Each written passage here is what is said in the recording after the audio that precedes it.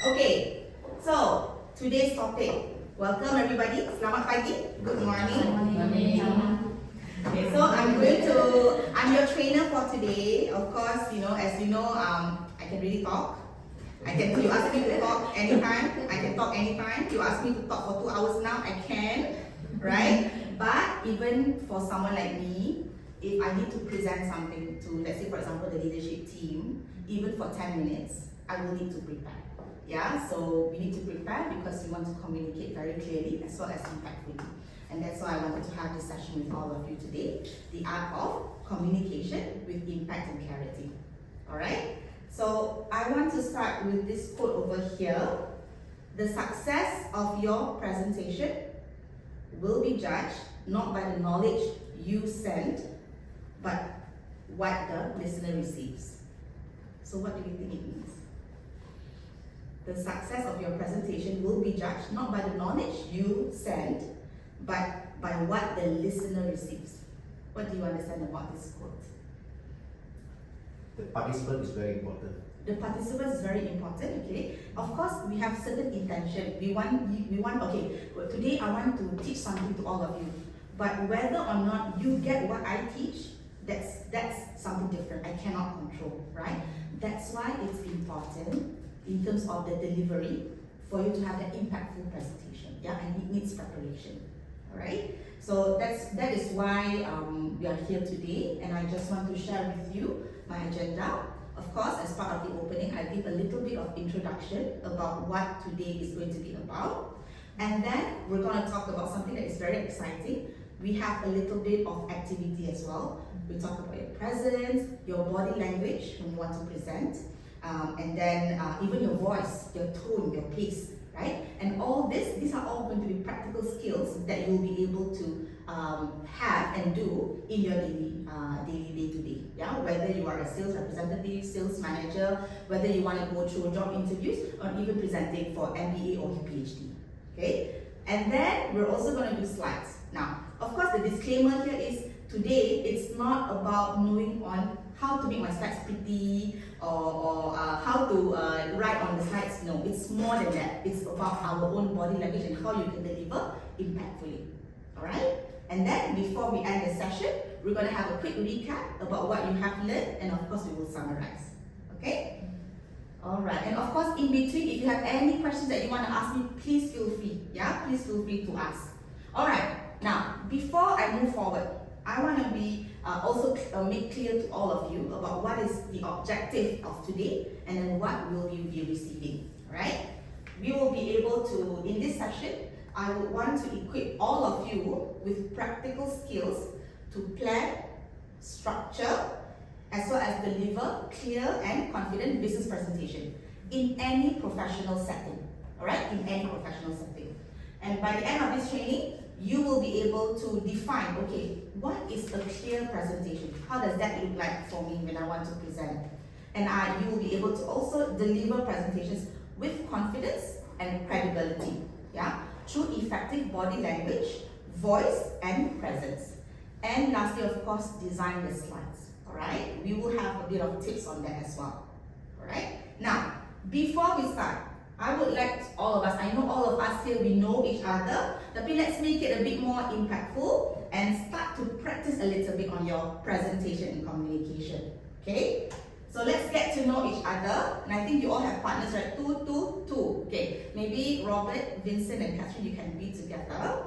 Now, all I need you to do is interview your partner, okay? Interview your partner, name, job role, one thing they want from this training. What is the presentation habit or fear they would like to fix? Later, we get to present. And what I want you all to do later is to make them memorable. So for example, Andy, you are introducing Jinchuan, make it as memorable as possible. It's free flow. Okay? Boleh? 2 minutes. So you got partners, sorry, two. Yeah. Partners for 2 minutes. Okay? Get to know each other. Name and job role. What you want. One thing, one presentation fear that you would like to fix. 2 minutes sahaja. Okay? Alright, let's do this. Hello.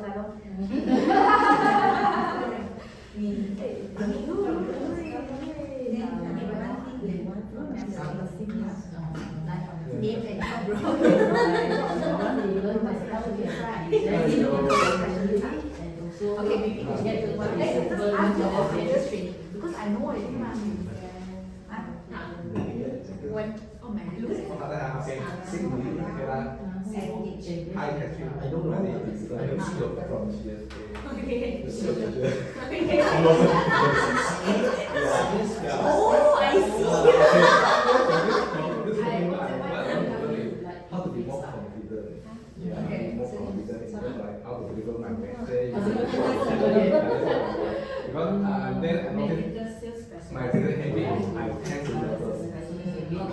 So it's very hard to different to overcome and remember different. So that's also. Okay.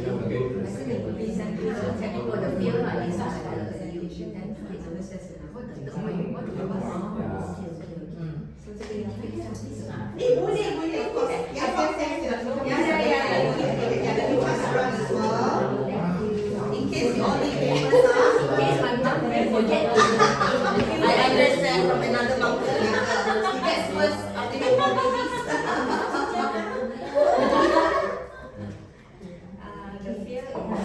So later, once you get to know, right, I need you all to share to us about that person. So you are basically introducing that person. So this is kind of like the first step of you presenting to us.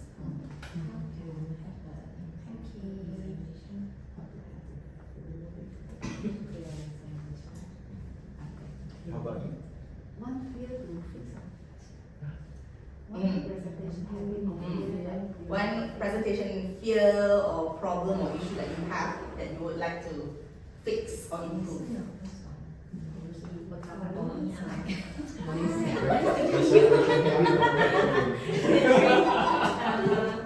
Very interesting. I'm looking forward to hear.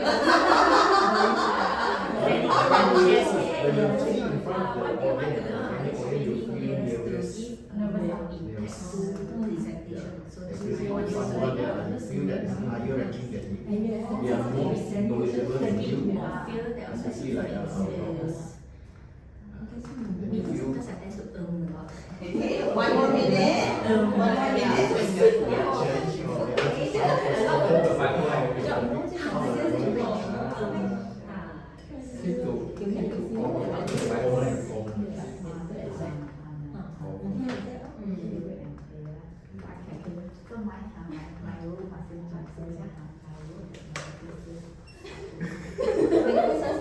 challenge or very special. I thought it's everyone the same, right? No, is everyone same maybe? I thought it was the same. I tell you Then you make us nervous, my title is Ujian. Title is not important. Statement in my bank is more important. Statement in your bank now. Yes. That's not important. You put lah whatever. And it's true. I can be a GM but no money. Okay, shall we start? Who would like to introduce first? Can I have a volunteer? About this three. About this three. So for example, you introduce Cynthia to all of us. Introduce by sharing name, her role, what's the one thing she wants, and what's the habit that she wants to fix. Then you should present on myself. I present you lah. You present him. Okay, right. Yes. So I'm the interviewer, the person that I interviewed named Robert Sim. He's from Puri, and then he is the senior medical executive of GSK. Alright. Okay. One thing that he wants to learn from this training is because he said he has been long time didn't do presentation, the slides and all. Okay, so one thing he wants to learn from this is because it's the keywords to talk to the audience, the keywords, and also to have an impactful presentation as well. Okay, so one the habits or something that he wants to fix for himself is because when he stand in front of the audience, okay, he feel nervous, alright, especially in front of the doctors, because sometimes they will questions. Very challenging questions and all, so sometimes I have to be well prepared on that. Okay, thank you so much. Thank you so much, and thank you all for sharing that. We will have some practice or simple skills that should help or will help a little bit reducing the nervousness. So we will go into that. Maybe we can get one more person, one more volunteer to introduce. Who wants to introduce? Me. Oh. Yes, Vincent. Yes. Okay. So my partner, Catherine. So she's a pretty lady, Catherine. Yeah. Pretty. Very experienced in GSK, in modern region also, and in private hospital channel. Okay. So from this session, what she want to learn is she want to learn how to be more impactful, to give all the knowledge and then the message to the audience. And then one thing that she want to improve and learn from this training like is to overcome the micro language like sound, to make it more like natural, Alright. So maybe that she maybe can learn from you. Okay, great. Thank you so much, Vincent, and thank you, Catherine, for letting Vincent know about your fear. And yes, I will also be touching on that. So what you mentioned to Vincent, those are called fillers. So sometimes some people like to use so, okay, every time okay. So those are all fillers, and sometimes it's subconsciously said and we don't realize it. But what we need to do is to be conscious about it later.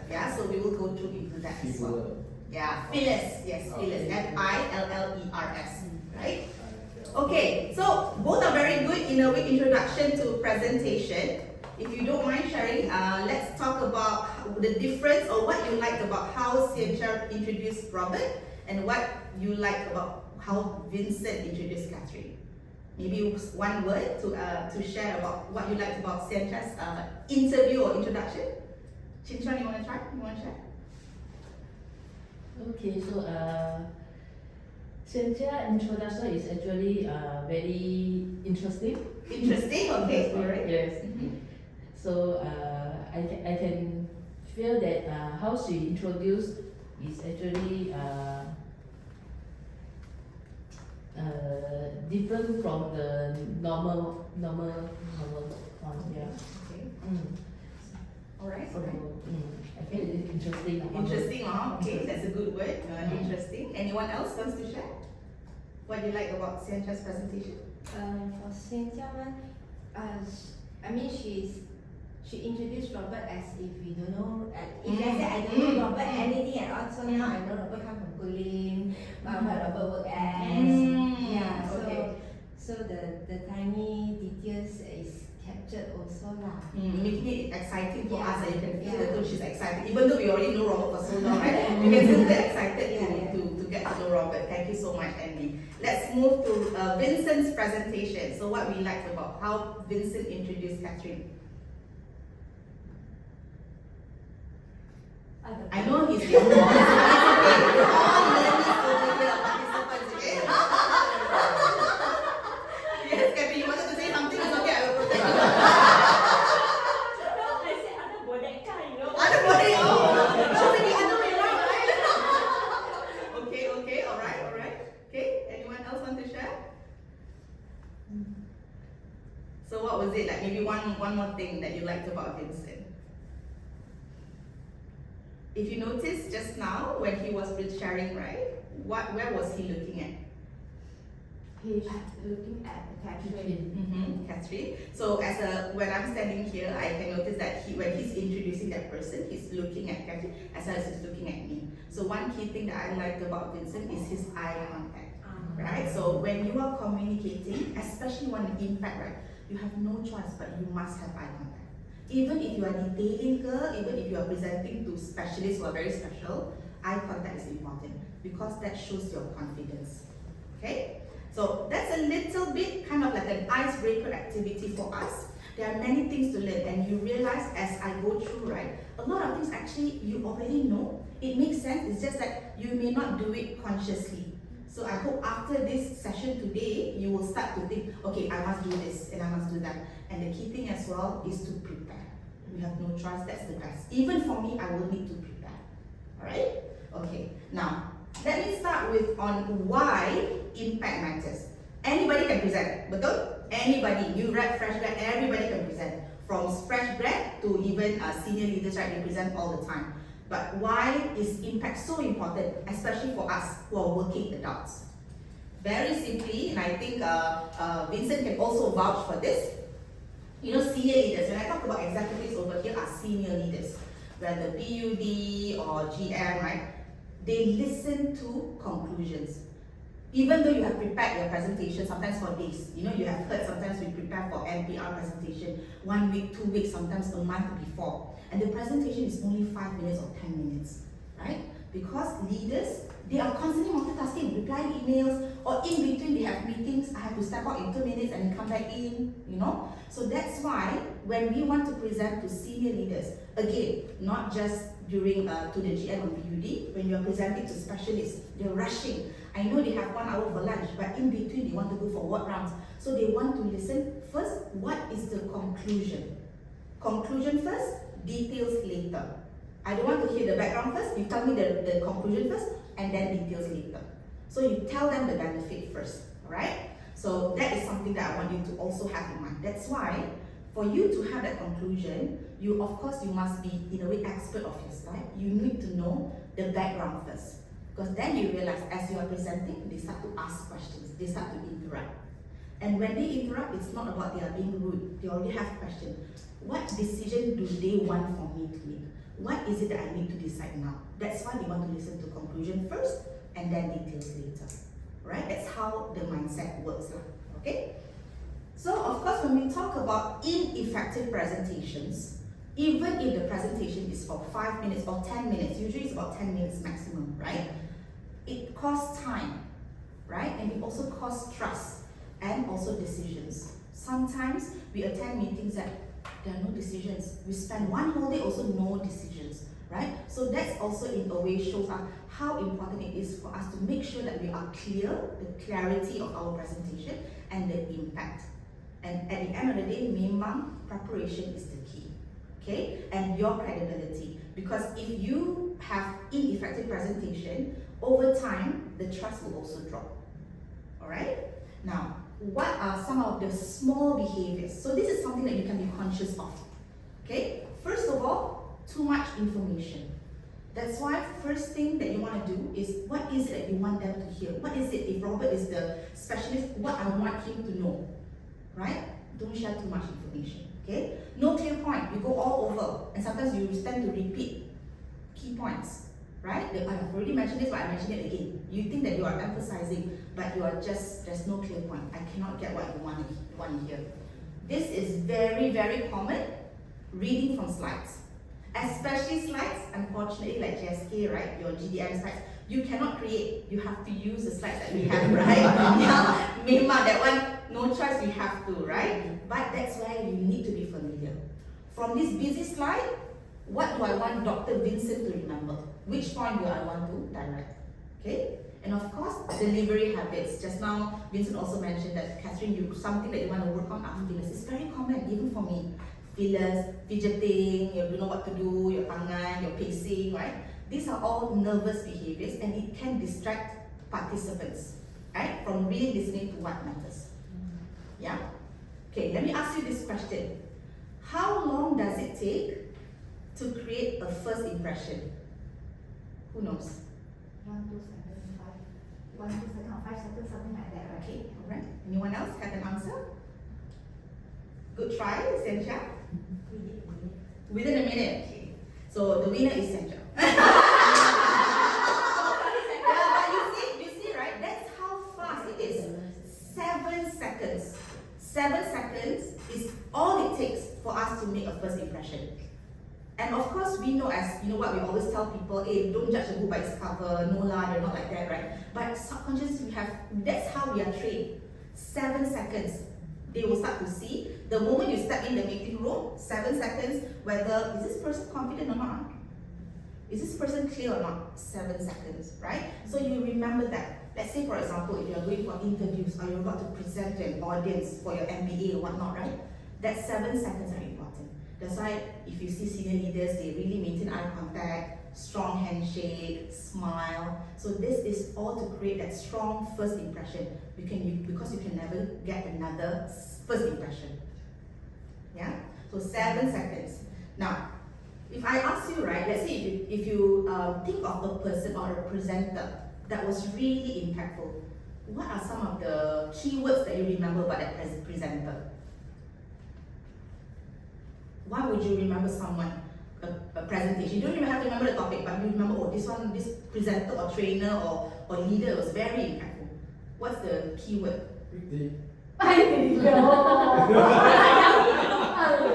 Okay, pretty means the presentation lah, the visual lah, okay, alright. Besides pretty and handsome, what else? Confidence, okay, alright. What else? Magnus. Magnus. Donald Trump. Okay, I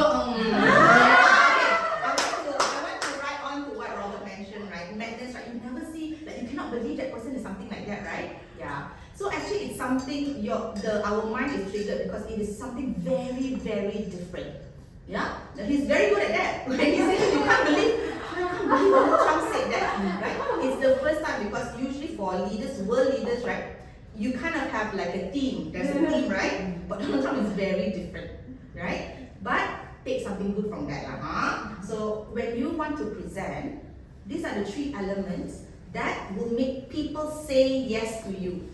Okay, people remember you. Emotional, right? That's why we talk about emotions, emotive selling, in pharma, right? What's the benefit of the patient if they reduce shingles risk, Novel. Novel here is new, never done before. Like Donald Trump, I've never seen a world leader or president like this. That's why you remember, right? So that's something that you want to do. Because our brain, right, the way that it's hardwired is, when I see something new, I will remember better. Okay, so as a person who is doing very similar jobs to many pharma companies, you need to think of how are you going to make yourself novel to your HCPs, your doctors.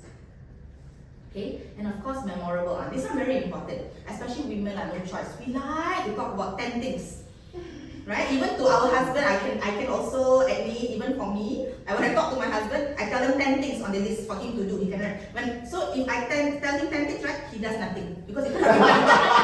Too many things now. You ask me to do, I cannot remember so many things. So I make it easy. Just tell 3 things. So out of the 10 things that he forgot to do, what are the top 3 priorities? Because humans, we only remember things in 3s. 1, 2, and 3.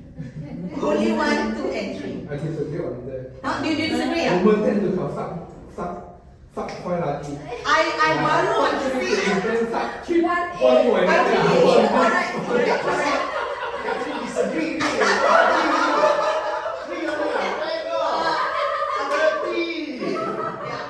So I thank you Vincent for highlighting that. But actually what Vincent mentioned is also true. Yeah. So later on, what you will see, right, when we want to prepare our presentation, the 3 points can also have sub points. But it's not 3 also. So 3 and 3, 3, 3. Kita women, we have to say so that when you tell your husband, I asked you to remember 3 things only, but actually the 3 things. Yes, why you want to make it so complicated? What to do? It's just a simple thing, right? But it's so complicated. Aiyo.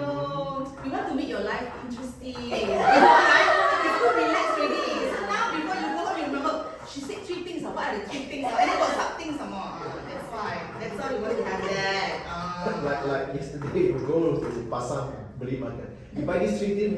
Hey, wait, I still got. The list was so many. And now I have to take 2 big boxes to bring. But I like that she started with 3 things. So you need to I only ask her to 3 things. Like say for example, I asked her to buy ikan only. But got ikan siaka, it's normal, right? But at least you bucket 3. Sayur, ikan, ayam. I'm experienced wife, that's why. Yeah, so when you want to get that message across, so these are the 3 elements. And then another thing as well. What we just did, right? What Robert's wife did to him is also called persuasion. Forced persuasion, or what is still persuasion, yeah. So Aristotle, I think you've heard of Aristotle before. So Aristotle mentioned 3 modes of persuasion. Okay, I know it sounds very alien here, but let me try and explain, right? And I'm sure when you have observed a certain presenter. The first one is ethos. Means when you listen to the presenter, right? Can I trust you? Right? What is it that when I listen to Robert, I can believe him? Or even doctors. When the doctor endorses a supplement, we tend to, okay, I trust this doctor because he endorsed this product. That's ethos, right? Second is pathos. Very, very powerful. Do I care? Yeah? An example can be, you know, all this Thailand advertisement. They can make very, you know, like poor kid, she make you, the advertisement make you cry and then you donate money to them, right? So that's pathos in action, right? That emotion part, right? And then thirdly is logos, right? Does it make sense? This is where you share data, right? The reduction of how many percent. So this is data. Now, a very effective presenter, they will have all three. But which element should have more? Emotion, right? The pathos. You need to make that story emotional so that that person, the listener, care for that. Then they can say yes to you. Alright? So when you want to present, even in your detailing or in your GDM presentation, right? You think about, okay, what is it? How do I say? What makes the doctor think that I'm the expert in shingles prevention, for example? Your confidence in presenting data, right? Okay, what logos? Which data I want to show? And the most important and actually quite difficult part is the pathos. How do I make it emotional so that the doctor will buy or will take what I say that, okay, I want to protect my patients. Yeah? So that is the three modes of presentation. And again, all these elements is also something that you are already doing. It's just that you need to increase certain things, reduce certain things. Which one do you think we tend to share to have more? Logos, right? Because we know the data, that's the background. But remember, they want to hear the conclusion first, right? And that's where you include the pathos. Okay? Then, last but after, this is the three modes of persuasion, right? The other thing is the words, the voice, and the body language. Let's take a look what's important. This one also I can give you an example of Wi-Fi. Robert and Jason, yes, I agree. So you see, right? Words only have about 7% impact as a presenter, right? Your voice, 38%, body language, 55%. You don't have to remember the percentage, just remember this. Words have very little meaning if you don't put your tone and body language. That's why we hardly talk long sentences we are words. Is it? Okay, hardly talk less than that. Okay, one example we are all ladies over here. One example when our partner or husband or boyfriend say, I love you. I love you. Just say I love you only versus I love you with the voice and versus I love you with the voice and body. Which one is more impactful for us? The last one. Like example. Okay, give a situation. Andy, example, when your husband say I love you. You don't believe. I think how many years we never heard Or when you say something like I love you, you're like, what did you do? What did you do today? I tak tahu berapa lama dah ada berapa ni. Mana dah tak dengar. Actually, you ask me, I also wonder. I think that was the last time my husband said that to me. If you say that to me, I'll be like, what? I'm so scared. What is it? You must say something to me. You Right? know, our Asians like this. We hardly say it. The way that we do it is in a different way, like support the families or whatever. But we hardly do like the Westerner. All this bullshit they talk. No, because lately I watch Games of Thrones. My favorite show also. What you repeat now? No. I know. I just watched my first season finished. Okay. This is my second season. Then I watched the House of the Dragon also. Both seasons I watched finish. No, I just want to learn the English word. Yeah. We have the subtitle. I can tell you, marvelous, very good. So they talk very sweety, but end up all is nothing. All this Westerner, all bullshit. What is presentation? What you mentioned is, lot of nice word I learned from the drama. I can tell you, you learn a lot. All the old time, how The way they talk, the right? way the barbarians they behave, all these things. Oh, fantastic! The word. If you like reading novel, oh, Robert, so now go back after this training, quick. Learn to your wife. Practice on your wife. He will because the wife also like Then the tough thing now become lesser and lesser. The line becomes 6, from 6 becomes 3. No more spoil already. I think it will become more and more because the wife will, wow, this one very capable. How much change have you I think on? you all wrong. My wife is very busy. Time for me also. That's why, because she give you a list of things you don't know. That's what she has to do.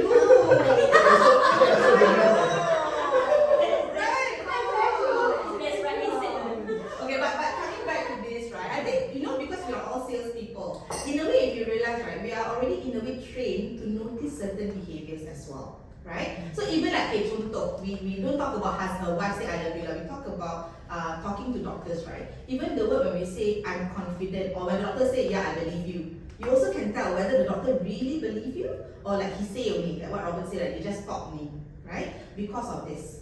So what I'm trying to say is, it doesn't mean that words are not important. It's important, but what's more important is your voice.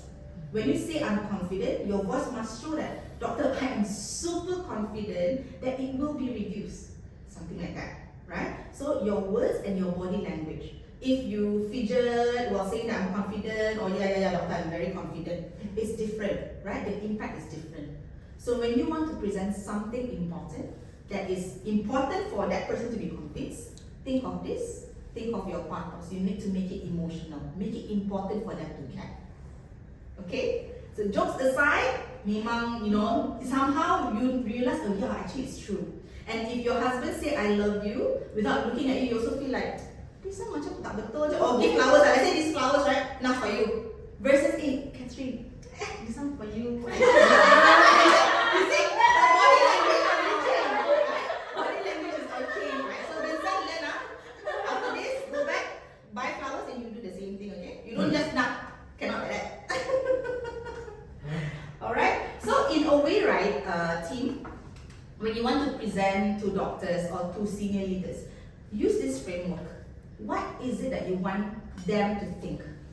What is it that you want them to feel? And finally, what would you want them to do? What's the action that you want the doctors or the participants to do?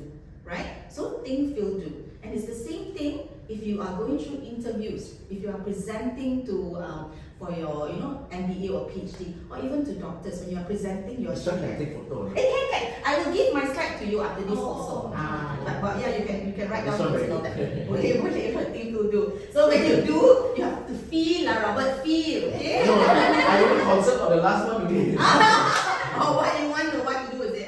30 doses, okay? Yeah. But we have seen how, I think even for Vincent and I, we have also seen how you all do this as well. That's why a difference of how is it you manage to convince a person to buy 2 doses versus 30. There must be something that you were able to really showcase that the feeling is very strong, the pathos is very strong. If not, you're not going to do that action. Okay? Alright, good. Okay. Because you're all very pro already. That's why. You know how to segment the patient, the doctor, the Exactly. Yeah. Who is super A, what is the where more potential. Yeah. So that's why as you go along what I share, right? You might have realized that I'm actually doing this thing. So now you are able to compartmentalize. Okay, this is when I show this, right? It's pathos. So when you see a specialist that is really concerned about patients, then you really have to increase your pathos even more, right? And you want to increase the emotions even more, right? So that you start to play around really on how you share to your doctors. Okay. Let's go into for me, this is the most exciting part, right? Because it talks about body language. Remember, pathos is about 65% and body language is super important, right? Elevator speech. Have you heard of elevator speech? I can just say you see, this is elevator is in the lift, right? You imagine suddenly you are stuck in the lift with Mike. Suddenly, of course, boss might have to talk to you, only two of you, ma. And then you want to look at the wall only.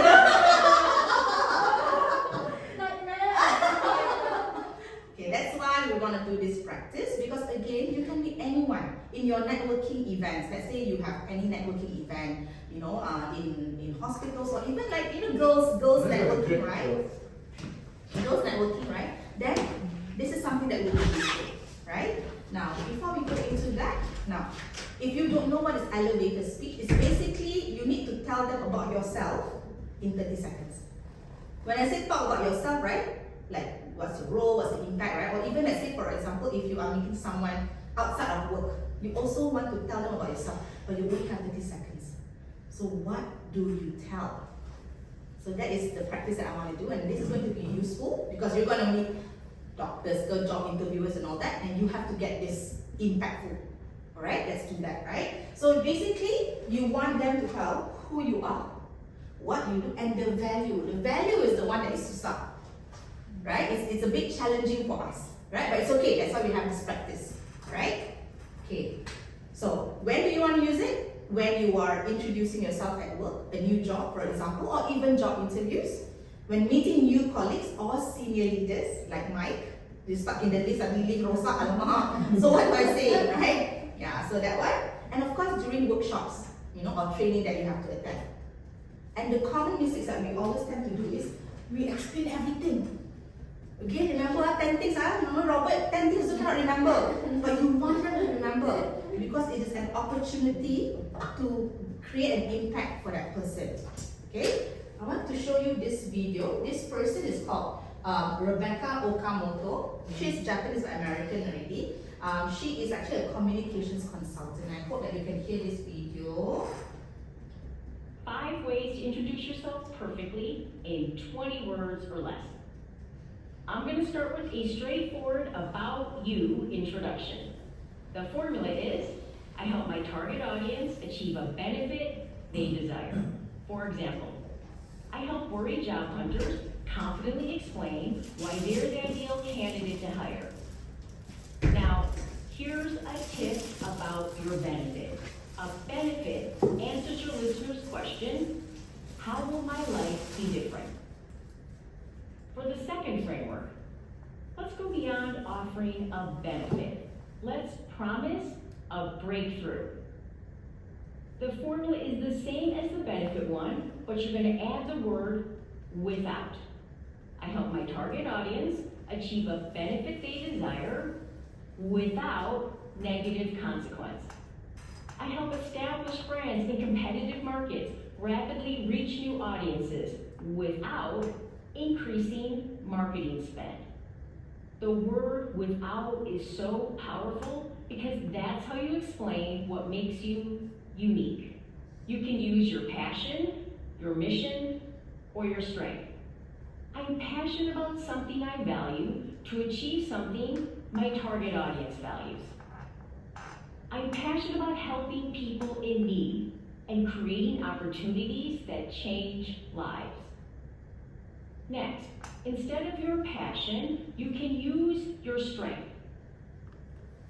I'm known for my strength to achieve something my target audience values. I'm known for my critical thinking and turning information into actionable insights. Last, you can use your mission. I'm on a mission to achieve something my target audience values. I'm on a mission to bridge the healthcare divide and make a lasting difference for vulnerable communities. Okay, now I know it sounds a bit long, but this is basically a simple way for us to do an elevator speech. I help my target audience, whoever, can be doctors, can be students, can be sales managers, achieve a benefit. Benefit means achieve their drive performance or reduce health implications without a negative consequence, without increasing costs, for example. So we're going to do this. Okay. Now remember that an elevator speech, it is for us to help to introduce ourselves clearly and professionally. That's the first thing, right? Clearly and professionally. explain our role with confidence and data if we have, again not too many, 30 seconds only, and make a strong impression, right? And the formula that I want you to use is this. I help my target audience achieve a benefit they desire without negative consequence. Let me share with you my example. So this is my elevator speech. Alright, because I'm an SLSL, right? Hello, I'm Nureen Sudirman, the sales head of vaccine sales team. So that's my role. I help sales leaders, my target audience, drive performance without losing focus on capability, compliance, and culture. The benefit and the without. Okay? It sounds simple, but you have to think about what is it that you want people to remember about you. Okay? Now, let's do this activity, elevator speech. I want you to think about your own elevator speech using this formula, and then we can share with each other. Boleh? Any questions so far? Challenging. Well, we try. First attempt. It doesn't have to be perfect, right? But think about it, because you will be able to use elevator speech anywhere. Alright? Let's try that. So the speech is talk to who? Can anywhere. So you can, in your mind, just anybody senior leader. So you can visualize whether it's a doctor or whether it's a senior leader, maybe a GM or a VP. So because let's say introduce, oh, you are from GST? Oh yes, let's say imagine Mike lah, I'm Mike, right? So how are you going to introduce yourself? This is your about you, 30 seconds. Okay. Let's do that.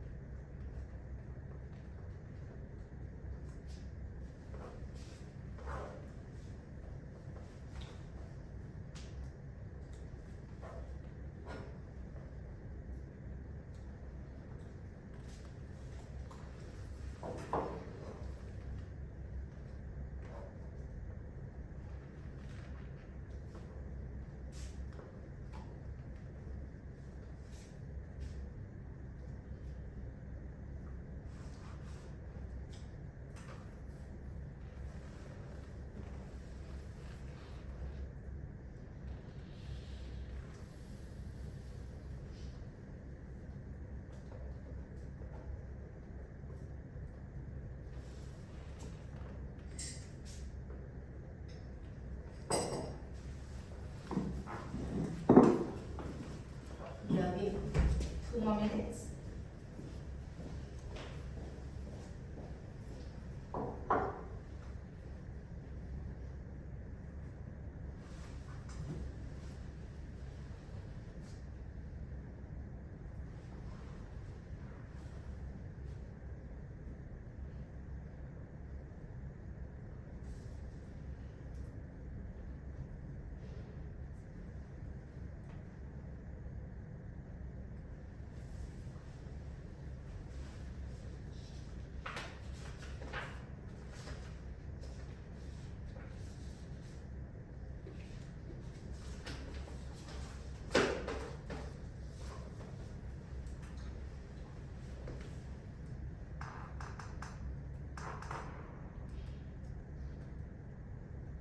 Alright, last minute.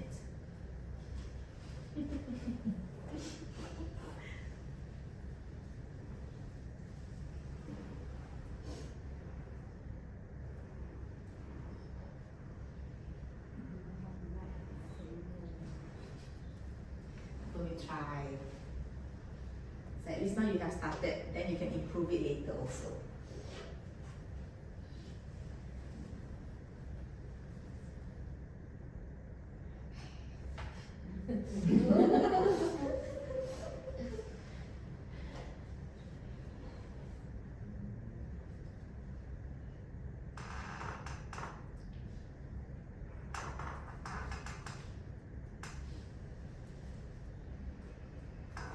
The result is difficult. Not very difficult, huh? Yeah.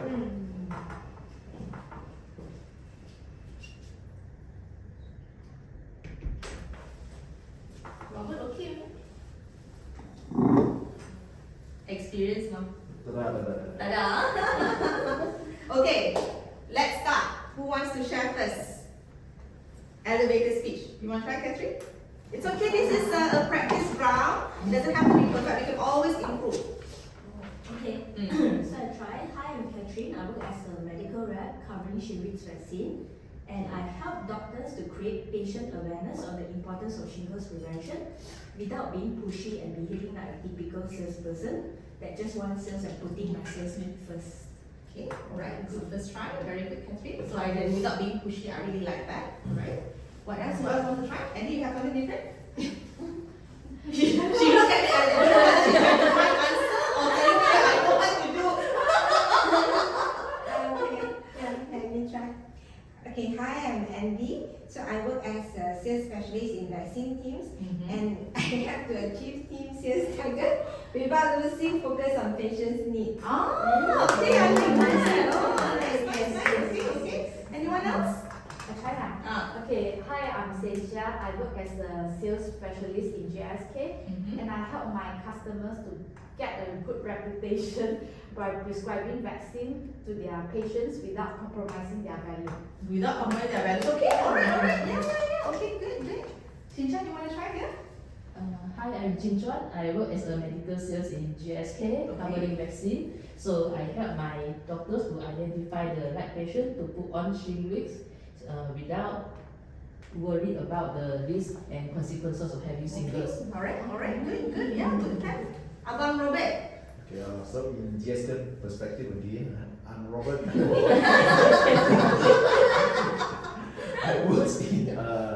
I work as medical rep in GSK for Shingrix. So I help my doctor to identify potential patients without spending too much time searching on mass targets. Okay, good. So you want to, the message is very specific. Good attempt, Robert. Last but not least, boss, Opa. Okay lah. My name is Vincent and I work as a GSK vaccine manager in Northern region. And my role is to help my team to achieve their achievement, also to develop my team. Okay. Without losing the confidence and also not being too harshy to my team. Very good. Thank you. So in a way, the key word also maybe you can share without losing motivation. There can be something that you want to add as well. But I want to say well done as your first try. This is your first try of making an elevator speech, right? Now, what was more challenging? To make it clear or short? Both. Actually, when you want to share something that is short and clear, it can be challenging. You need to prepare. And this is your first draft. You can take time to improve it later. Like for example, what can I say to reduce from 5 words to maybe 3 words or 2 words? But this is good. Yeah, so you can maybe have, for example, like, let's say for example, I already finished. example, maybe you say that without being too pushy and harsh and all that, right? Maybe you can instead say that without losing motivation, right? So certain words, right, you realize, oh, actually I can say it this way, yeah. So this is your first draft. At least there's a start, right? So after this, you can improve further. Does that help? Yeah. Okay, good. All right. This is my last slide, and then we can go for a break, and then we'll continue later. All right.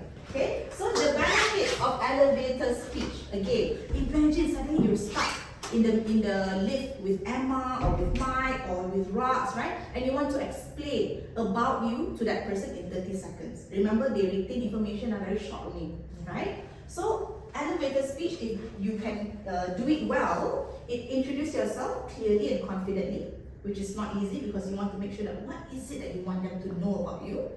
Communicate your value, what you bring to the organization very quickly. Make a strong first impression.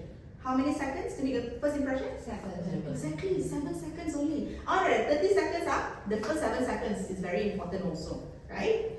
Sound credible and prepared, and of course, you can also adapt this easily.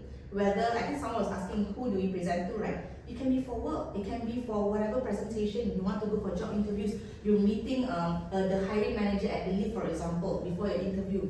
You can use the elevator speech, alright? Okay, now let's take a short break. Maybe we take about 10 minutes break and then we continue. It's going to be something that I'm very passionate about. We're going to talk about body language. We're going to learn about a lot more of the practical skills. Alright, so let's take a short break. Thank you, team. Terima kasih. Yeah. Your presence credits or equals to your credibility as a communicator or a speaker. Imagine you are presenting to 50 specialists. You need to be able to showcase your credibility to these 50 specialists that you are presenting to. Okay? Now, senior leaders, if you notice, right, they move, but they move with intent. They don't simply walk all over the place. So we will learn a technique called walk, stop, and talk, which you can apply later as well. Okay? Walk, stop, and talk. So later we can have a little bit of practice. All this, it sounds a lot, but as you move, as you progress, right, and you practice your presentation, and you include a little bit of all this practice, right, you'll be a stronger and more impactful presenter. Okay? Now, the first thing that I would like to share with you is your power pose. Power pose. Okay? So this person is called Amy Cuddy. So she created this power pose. So this Amy Cuddy, have you all heard of TED Talk before?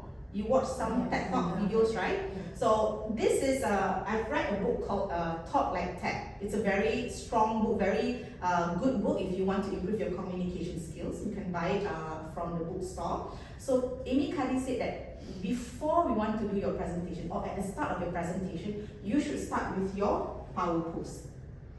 Power pose. Yeah, it sounds funny, right? But later we start, right? No, the doctor, 7 seconds. 7 seconds. I will listen to you. Okay. Right. This young child like that to me, confirm I buy. Now there's a reason for this. Okay, there's a reason for this. So this is a self-improvement technique. I hear just now in the very beginning when we were getting to know each other, a lot of people said you guys are nervous, right? Everyone is nervous, right? So this is a self-improvement technique that you can do, your power pose. If you do not want to do it in the start of your presentation, you can do it before. Before, right? You can do it before. This power pose expands your physical presence, increase your confidence and awareness, and reduces stress response. Now, there's actually a study that they did on this. I actually have a slide on this, but I removed it, but later I can show you if you want to have a look. The cortisol level actually reduces when you have your power pose. I'll show some examples. You take picture, you can do it, right? Now, the pro tip is basically your power pose, right? You just have to besarkan your pose. Right? Yeah, you have to want. Yes, exactly. So you can do it like that, and even when you stand, you don't stand like this. You have to open up, right? So when you present, when you are presenting, of course you don't kangkang besar-besar.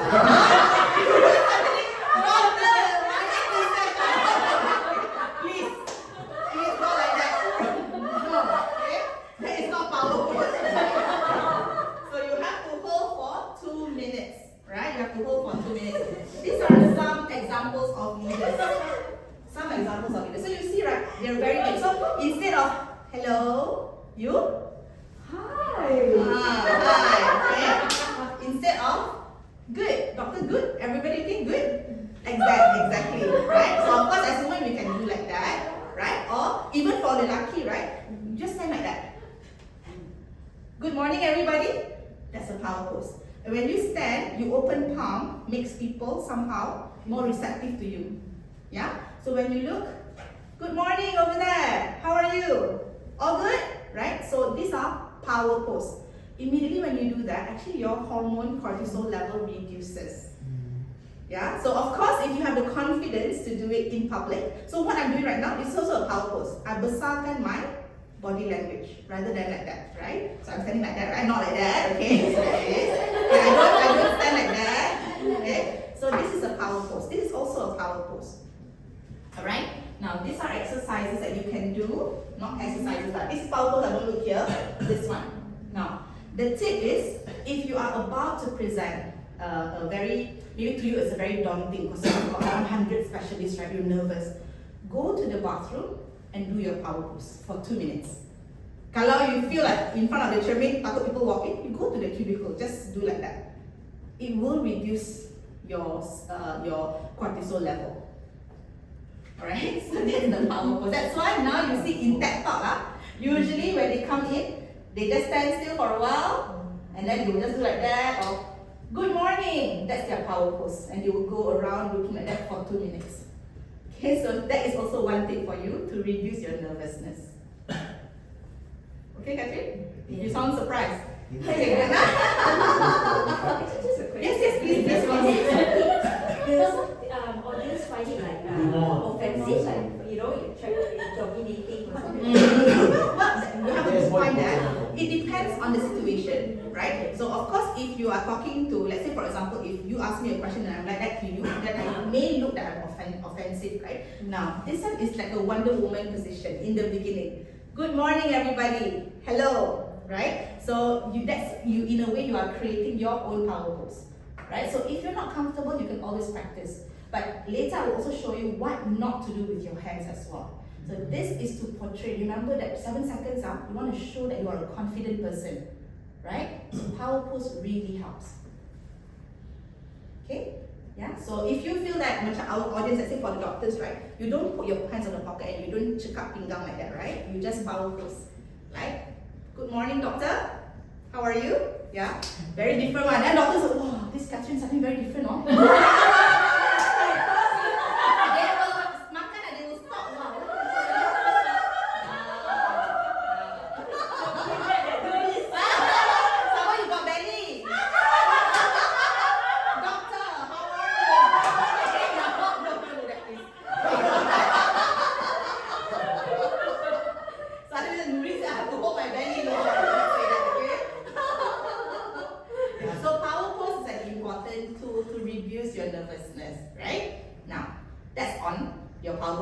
Your body, right? How the stance that you have. Second is eye contact. Okay. Now, I asked a question earlier. What's the eye contact you need to do? Anyone has an idea? Eye contact. Everyone will pause for a little while. Everyone. Okay, good. Yeah. Pause for a little while. Right. Now, this is one tip. Now, this is also useful if you are nervous. First of all, the rule of thumb is you must make eye contact to your audience. But how, right? How? And how long that you need to look at one person, okay? Now, you shouldn't be scanning all the time like that, right? What do you feel when you see me presenting like this? Suspicious, right? I see hantu or what, right? So it's not really if I avoid like that. No, like your neck exercise. Oh yeah, that's true, right? Okay, after power pose, we do like that. Wrong teaching now. Okay, so eye contact, the tip is you start with the person that you are most familiar with first. For example, maybe this part of the room are all specialists. And then I know maybe the head of pharmacist I'm quite close to, right? So you look at that person. Okay? Usually in my head I will count to 3. 1, 2, 3. 1, 2, 3. 1, 2, 3. But of course you don't say that, you don't like 1, 2, 3. Okay? But you have some tips, right? Then you know whether you are looking at that person, you are standing too long or too fast. Okay, so and it helps if you are talking about, let's say, first point, second point, third point, right? So that's how you use the eye contact. And if you start to feel nervous, let's say, Dr. Robert came in, do like that, you're nervous already. Alamak, I just look at him suddenly like that, right? Then you move to the person that you are most familiar with. Suddenly you feel relaxed a bit. Alright? So that's how you do the eye contact. Okay? You don't have to look at everybody. Let's say if you have 100 people, you can't be expected to look at all 100. But scan the room means like 1 point here, 1 point here, 1 point here. So at least you are looking at majority of the room. Alright? So 1 person, 1 sentence or 1 point. Alright? And then 3 seconds. Count in your head, not out loud. Okay? Useful for you? Yeah, so it takes practice. Yeah, it takes practice. And when you want to present, just try one slide. And then you imagine, okay, I look at here, 1, 2, 3. And then doctor, the second point is blah, blah, blah. Alright, so 3 seconds. Okay? And then of course, when you are presenting, right, I think in selling skills, you also learn this signposting. Right? You need to signpost. Signposting. Right? Means you need to let them know what is it that you're going to talk about today. Right? And for signposting, you basically want to start today. I will talk about what? Transition, and then summarize. That's why in presentation, you summarize what you have presented as a recap. Okay? Now, what would be a useful step? See, I'm using a filler already. See, as you progress, right, you start to notice your own, in a way, fillers or what did I do wrong. Okay? So, just now you talk about signposting, right? You want to move. How do you move from one place to another? Do you need to move? You can move during transition. It's called the walk, stop, and talk. Right? Most of the time, presenters, especially senior leaders, they stay put at one place, right? That's majority of the time. You stay in a power pose, you're neutral stance. But if you want to make a point, you can work the room, especially if the stage is very big and you've got a big crowd, let's say 100 doctors. Then you can move from one place to another.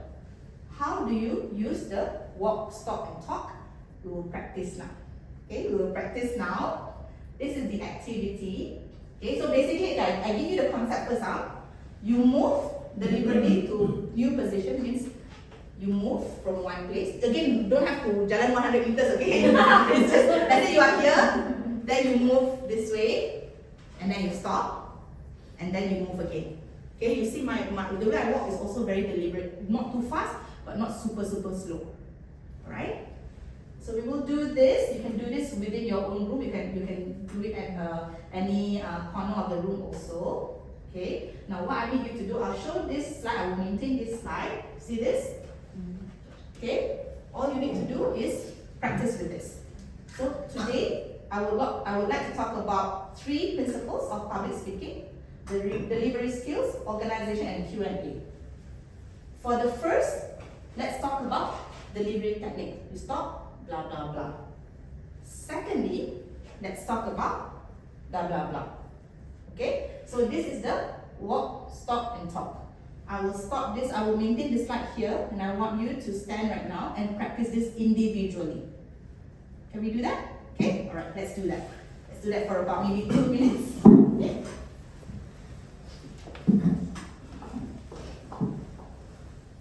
This is mine. Yeah, I think so.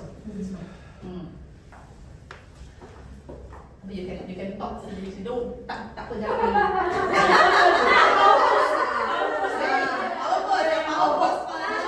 Nervous like that or like that. Okay. So how you gonna? You can start talking. You can start walking. Should we just stop? Yeah. You can do it sendiri. Practice yourself. Practice yourself. Be conscious of your hands. What are you going to do with your hands?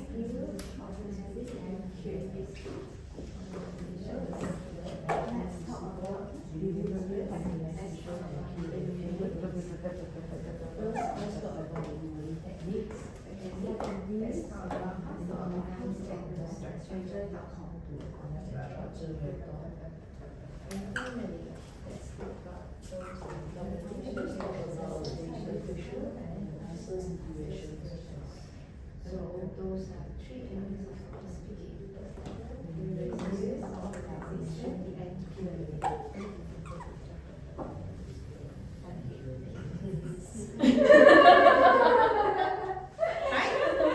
Right? Yeah. So, how was the experience? What was easy? What was not so easy? Was it? I realized that when I walk and then I stop, automatically my hand will go to the back. So how do I You have to be conscious. have to be conscious? You have to be conscious. So when I Actually, stop, if you stand like that, it's better than putting your hands inside. But when you hide your hands, right, It reduces or increases your confidence? Reduces. So you have to be, that's why when you are presenting and practicing, you have to be conscious of your hands. Sometimes some people, because they are nervous, they will like, today I will talk about, what is that called? Because they are trying to remember, right? So too fast movements also reduces the confidence. That's the sign of nervousness. So you have to be conscious. Like when you stand, I try to, let's say for example, if I'm standing, I don't want to do it this way because of course you can see your hands, but it can also be quite rigid, right? So I tend to do it this way, right? So you can do it like that. Relax only. Then it's easier for you to move, and then you come back, right? So the first one, then you come back. Okay, so it depends on your natural way, but you must show your hands. Okay, now can you see how Robert stands? So this is also a closed body posture. As a man, or usually you close like I don't know what they want to cover lah, right? So when you want to stand like that, that's why you have to do it this way. Okay? Even this one also closed. Even for girls also don't be like that because you're closing your body, right? You have to. How about like this? Because I tend to always like this and then tap. Yeah, okay, it's fine. That's your power pose actually, but you have to be conscious, and what Robert is doing, that's also a power pose. So today I would like to discuss about that's a power pose. So if you are nervous, as long as you are moving forward rather than you like that or like that, right? So remember, make it big. So if like Robert, you can do that, or you can besarkan a bit. So that's also a power pose, right? If you want to stand like that, it's fine, but make sure that you are not like how you say it, like like one side like that, right? That's not so you stand like that, right? And like that. So it's okay, especially if you want to emphasize on a bold point. It's fine, right? You are not you're not being offensive if you think that you are. Of course, you're not like that lah. Why you say like that? That one different, okay? Yeah. Any other questions? Any questions for me? So when we walk, right, usually our hands are like keep it like this. You can. So naturally, when you walk, right? So today, the first one that I would like to talk about is this. Now, later what I will show you, right, there is this thing called your sphere, your power sphere, which is where it's between your eye level, which I think I'll just show you now. Since you're on this topic. This one. Your power sphere. Okay? You have to make sure that between your eye level and here, your navel, this is your power sphere. Okay, so when you want to walk, that's why if you do like that, it's below your power sphere already. So you have to do it this way. And you want to put a point. If you notice, even when I present it, I try to do that. The first one, the second one, the third one, and besar. Besar is power pose, right? Rather than first, second, and third.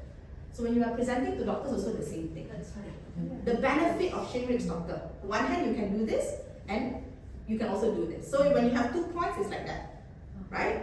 You have 3 points, 1, 2, come back, 3 points.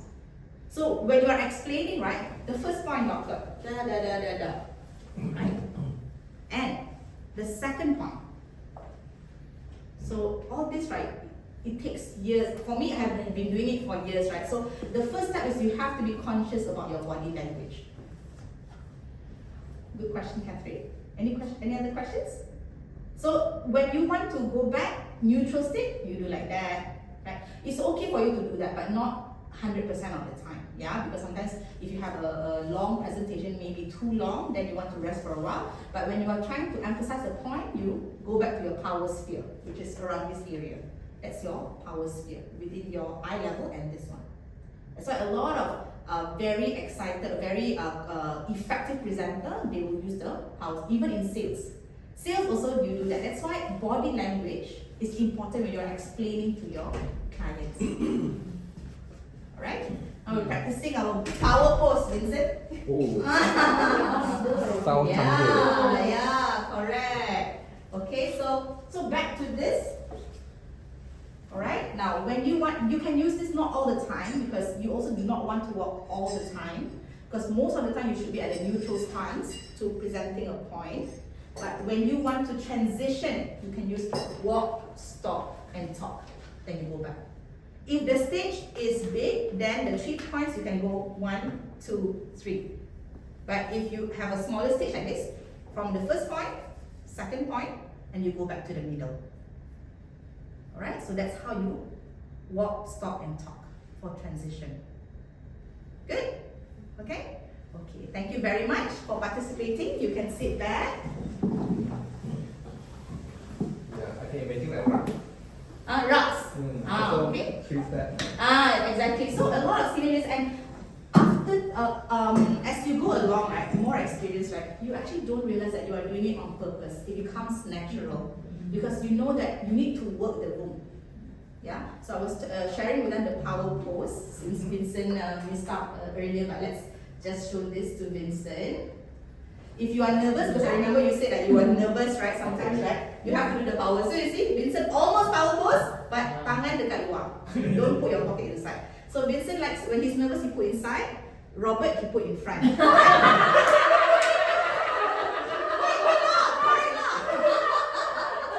front, right? So you have to open up. But naturally, first of all, you have to open up the stance lah. Macam shoulder width. Your shoulders here kan, so kaki macam ni is nervous, not too big, okay? But itu dah exercise, right? Yeah. Okay, so when you are presenting, let's say a small group, you can also do this. This is also a power pose as well. Right? So let's say for example, a senior leader walks in, you talk like that lah. For sure, they will slow down a little bit because you are in control. That's the key thing. You want to be in control of your own presentation. Sure. Okay. Alright? Okay. 20 doses. 20 doses, huh? Okay, now we go into, so we've gone into eye contact and movement. Right? Now we go to hand gestures. Hand. Just now we talked about hands. I think you have a question on hands, right? Okay. So for the hands, okay, remember your power sphere, it has to be above the waist. Okay? Too much time below is also affecting your confidence. Always in your power sphere area, alright? And always purposeful movement. If you notice when I'm emphasizing on the point, 1, 2, 3. If let's say you are talking like that, you can do that, or you can do like that. 2, 3. Right? And then when you're done, or when the person is asking you a question, you can go back to your neutral area. Either you do your hands like that naturally, or like that. Okay? It's fine. Or you can also like that for a while. So these are hand gestures. Now, the next question is what to avoid. So this is important for you to have in your mind as well. First one is this. As I mentioned, sometimes you want to relax, that's fine for a while. But if you most of the time, doctor, today I want to talk to you about how it's important for you to vaccinate your patients with shingrix. How does it feel? Less convincing, right? Like, why am I walking like a soldier? Very nervous. Very nervous like that, right? Because you like don't know what to do with your hands, or sometimes you like that, right? Or like that. Okay? Or doctor, today I'm going to share with you about the benefits of blah blah blah. Even as a senior leader do this, sometimes you also wonder whether that person is angry with you. Right? So that's why it's important. Don't close your body. So these are hand gestures to avoid. This one, just now someone was showing this as well. Someone was showing this. This one almost, tapi not at the baju, at the seluar. Hands in pocket. So sometimes we have pockets. Actually having pockets is sometimes not so good because you consciously put it inside in your pants. So you have to be conscious. Alright? Now don't put your hands, don't hide inside the pockets. Okay, and another thing as well, I don't have it here. Usually when I have a full day presentation training, right, I also include what not to wear, what to wear and all that, right? Lanyard. When you have GSK, we have lanyard tags, right? So usually in important presentation, I will remove because that can be a distraction. Sometimes it moves along, or sometimes when you thought you don't realize you are playing with the lanyard. Yeah, so if you are presenting, just remove. Just remove the lanyard and put it aside because you want the focus to be on you. Not just on your slides, you are the message. You want them to look at you. Not the lanyard, hey, that one very nice. Oh, coach lanyard. Why? Oh, just coach lanyard. So you do not want any distractions from that side. Right? Okay, and then of course, the power sphere. So when you want to talk your hands, you have to be like that. And open palms are always better. It's welcoming people. So that's why you can see people, right? So why is it that way? What are your thoughts? What do you think? right? So it's always like that, right? Not like that, right? But it's like that. Yes, exactly. Calm. Yes. All right. And then we go to tone. Now tone. We talk about tone. Tone, pause, fillers. When do we want to do this? Now, let me share with you this video. Pause. You're talking. You're presenting. Why should you do that? There are 3 reasons why you should do that. The first reason is if you're presenting to a prospective client or an existing client, chances are you're nervous. And when you're nervous, you speak more quickly. The cadence of your voice, of your speech, picks up. Pause. If you pause, it will slow you down. It will make you appear less nervous to the client. It also has a unique positive feedback effect. If you pause, it actually calms you down. Yeah, pausing. And I think for all of us here, whether it's in GSK or any other pharma organization, in selling skills also they talk about pause. Is it easy to do when you're detailed? No, it's not. And sometimes when we detail to a doctor, we ask a question, a probing mark, right? Ask the questions. What's the next thing that you should do after you ask a question? Pause. But most of the time, who talks first? The rep or the doctor? Oh, you're the rest. Because we nervous ma. If I pause too long, my doctor don't know whether or not going to be angry with me, right? But pausing is a very, very important and powerful tool. And usually when you ask a question to the doctor, when you pause, they will share. They're actually thinking. And you're in a way forcing them to think about what you just shared. How long of the pause to be paused there? Yeah, very good question. So around, that's a very good question. So you would, first of all, you need to be that judgment. But usually you leave it about 3 seconds also. And you can tell, let's say for example, if you ask a question and doctor is distracted, for sure he didn't hear you. Right? So usually, and I have done this as well, right? And I have seen our colleagues also do this in GSK. When they are detailing, suddenly they stop because doctor is looking at the laptop. Usually doctors like to use, right? And the doctor actually stopped. Yes, continue. Oh, it's okay, doctor. You look that you need to complete something. I can wait. Immediately the doctor focus on you. So you are in control of that conversation. I don't know, I can't remember who I followed who does that, right? And does that very well. Doctors will not insult, will not be offended if we do that. Because you are here to also share something of value to them, right? And pause for a while. If it's not a good time, then you ask doctor, should I wait outside first and then I can come in? And the doctor say, oh no, it's okay. I can spend time with you now. Then they will look at you. They also segan, right? So pausing, you have to see. When you ask a question, look at, maintain eye contact. I always do that. I always do that to my husband. I ask him a question, I look at him. I will never remove my eye contact. Then he gets nervous, and I won't say anything. Then he will answer. In a way, conceptually, it's like that. Conceptually, it's like that, right? You maintain your eye contact. You ask a question. That person will respond. So last time when I was right, my trainer told me the first person who breaks the silence is usually the losing end. Loser. Yeah. So the person who speaks first is the losing one, right? So when you ask a question, usually it's asked lah, right? Which is normal, right? Very common. That's why you have to be conscious. Yeah. When you ask a question, doctor, what do you think about this reducing blah blah blah? Just pause for a while.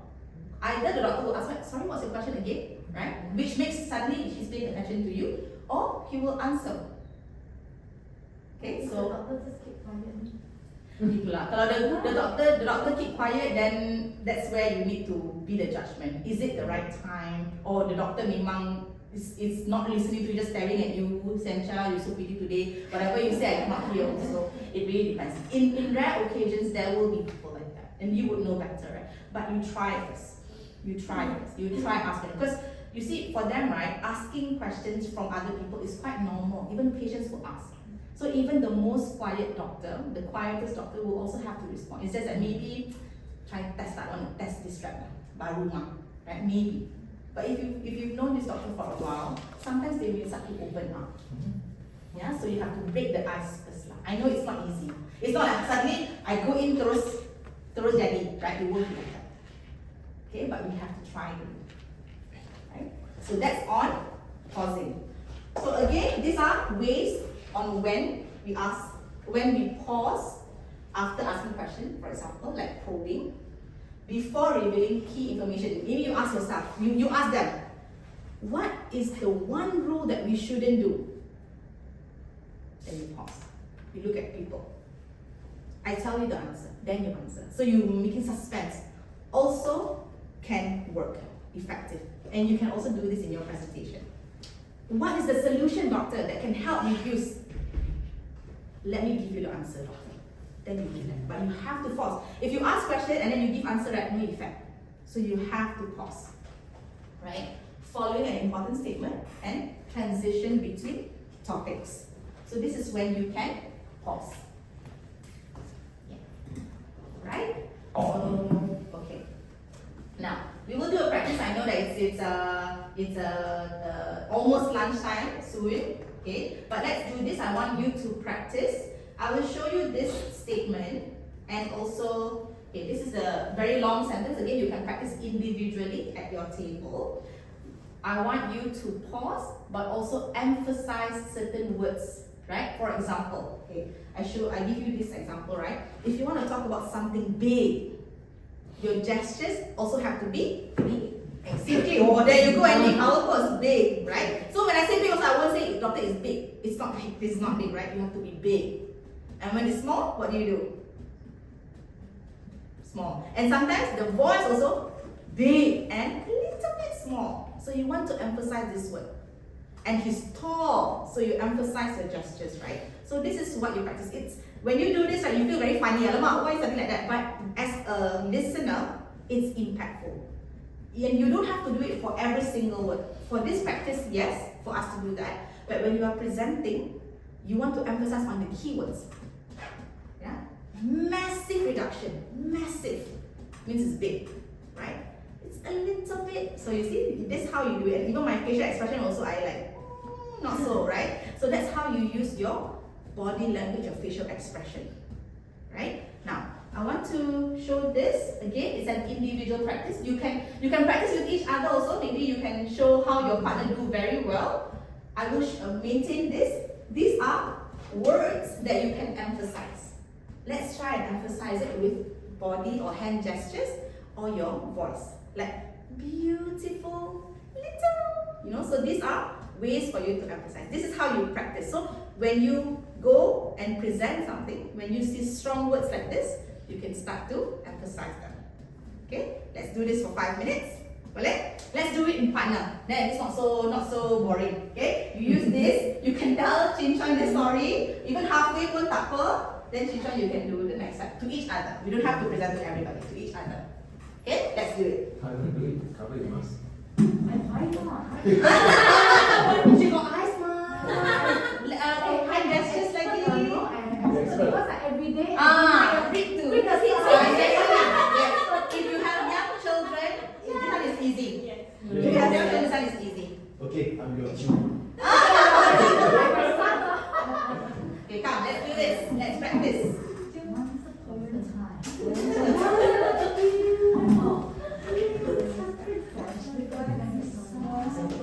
Block the camera. Surrounded by voice, trees to live in the forest surrounded by tall trees and beautiful lakes. Taller, children. Tall trees, yes. Good. And beautiful lakes. Her friends are the birds and she doesn't know any other human beings. Suddenly, boom!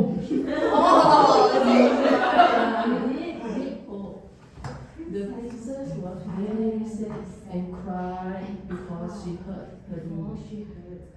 She shouted and shouted for help. So, shouted and shouted, what would be a good hand gesture to do it? Yeah! She shouted and shouted.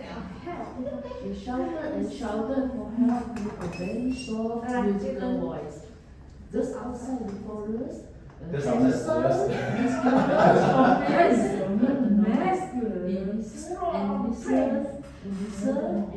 Yes, he heard a beautiful voice asking for help. The prince came to the rescue of the beautiful little princess. They fell in love, got married, and lived happily maybe after. Very good. You can see every country you're all attracted to you. Good example. I can see Chin Chuan pula. Sian Chuan very animated lah. Yeah. But it's also a good reminder, right? If you are an animated person like me, I'm also animated. You also have to be careful because you do not want to be too many as well. Like so excited. So sometimes I tend to do that. So I have to also slow down my pace. Yeah. And then you want to try and tell the story?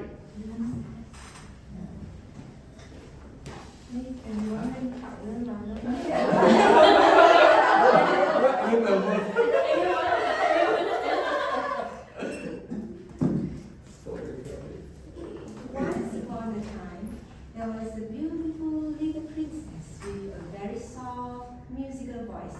She lives in the forest surrounded by tall trees and beautiful lakes.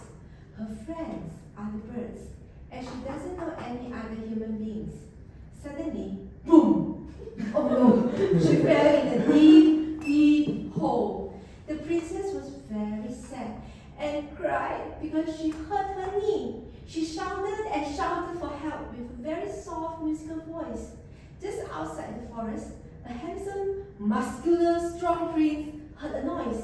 He listened and listened and listened, and yes, he heard a beautiful voice asking for help. The prince came to the rescue of the beautiful little princess. They fell in love, got married, and lived happily ever after. So now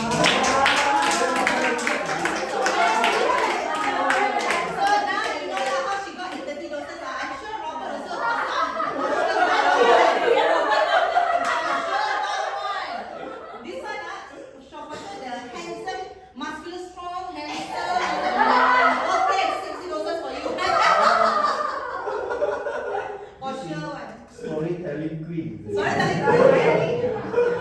But you see, if you notice, right, it consciously, right, when she said, what was it? Handsome, muscular, strong. Besides this, you also deepen your voice. Handsome, strong, so become like a man, right? So that's also emphasizing. You don't realize that, right? Yeah. That's one thing that you Cry also. Huh? Cry also. Cry. Yeah. So that's a very good way of not just using the body language, but also voice, your tone. That's important. Now, this is a fun activity, but in real life, your work, you should also use it the same way as well. The impact is the same. And you make people want to listen to you.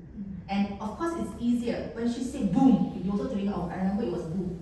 I remember there was a handsome masculine man. You may not remember the entire thing, but you remember handsome masculine man, fall in love, little princess. Right? So you can tell, okay, what you want me to hear, right? What you want me to listen and understand, I can get it from your gestures. Exactly that for the presentation when you want to make it effective. Right? Good exercise? Yeah. So of course, as parents with young children, it's easy because it's something that you do every day, kind of bedtime story. I know, yeah. And you can see them also, mommy, you know when you do like this, they also get excited. The same thing. Yeah. Even adults who are also big children, of course, you have to make it more professional. Yeah. Okay. Good. All right. So next one, I don't think we will need to do this part, but I want to show this. Again, this one is for us to be conscious of our feelers. Feelers are important. Even for myself, you notice, I don't know whether you realize, I tend to say, okay, also, these are all my feelers. So I have to be conscious. And mostly they heard it, right? You know. That one, feeler. Very Yes. common. Yes. And sometimes I also do that. So we can't help, but we need to be conscious of our feelers. So you know what could help? What's the one thing that you can help to do to be conscious of this? What do you think? What would help you? Pause. Pause, yes. But before you want to realize, maybe you may not realize what are your feelers. You have to record yourself when you practice. And I know it's something that I don't want to record myself. But you record yourself because you're not showing it to other people. You're just watching it yourself. Especially before an important presentation. Right? Record yourself and you realize, oh, these are my feelers, and I tend to do this maybe after certain words or after I'm thinking about the next point. Right? You record yourself and you realize your feelers. Yeah, it's very important. I want to show this video. He is one of my, do you know who this person is? Simon Sinek. He's a very charismatic speaker, and he has many books, including Leaders Eat Last, right? And the start with why. You know, when people say that first you need to ask yourself why you're doing this. He's the person who said this. His name is Simon Sinek. He's also talking about pause and stillness, okay? One of the techniques I've learned from years of public speaking is about pace. What's amazing is that it's impossible to speak too slowly. People will wait for what you have to say. Another tool available to great speakers is the pause. Did you feel that? A pause is one of the most powerful tools that we have as speakers. A pause can add significance to the words spoken. When we have to give a presentation, too many people think that they have to say as much as possible. And if they have only a short time, then most people think they have to talk faster than normal to get it all in. In reality, the opposite is true. Allowing the most important ideas to land will actually do more than trying to tell people too much. So the next time you have an idea to share, remember to pause. You'll end up saying so much more. So if you realize, in the beginning he talked a little bit fast, and then when he said that slow down, because you can start to see that he's slowing down. And when you practice, it's not going to be easy, because you won't think that you are talking too fast, but actually you are. That's why recording yourself will show you, oh, this is how I sound like, or this is how my doctors hear. When you, especially if you are talking to a bigger crowd, even more important. Yeah? And even pause. Like what he did just now. He also paused, right? And then he said that it's very powerful. All this memang will take practice. Right? Will take practice. So if you want to buy a book, buy books from Simon Sinek. I find that he's a very, very powerful speaker. He talks about leadership, he talks about you start with why. You know, when you want to do something, you ask yourself, why are you doing this? So he's a very strong leader as well. If you want to buy a book from him. Okay, so this is an exercise, and I will share this in my slide deck. At home, you read this out loud and record yourself. You will see in between, are there any certain words that you use as fillers? Only is a filler. Okay, so usually when you're about to find something, so then you look for it, right? Actually, so is not part of here. Actually, it's also a filler. Yeah. So you see, sometimes when you're conscious, you start to hear, these are my fillers. You will not be 100% perfect, but as you progress, you practice, you will become better, right? So these are some examples, and you can practice it by yourself at home. Now, these are some speech habits, right? Speech habits to in a way replace your fillers, because again, as I've mentioned, these are some fillers. Especially when you're thinking. When the doctor asks you a question, like, let me think, doctor. So usually we will, so if you realize that, just diam only, just stop, right? Like, you know, actually, Malaysians love actually. Okay, actually. The actually is really a word. But you know, just iklan a little bit, right? If you have children at the Gen Alpha age, right? Actually, is a term that they use now. I don't know why. When I say something, right? You know, I saw Mr. So and so just now. Oh, actually, like that. Really? Right? It's even Americans actually, like instead of really, we all like to say really, like they all say actually. Oh my god! I can't believe that's an in thing now for Gen Alpha.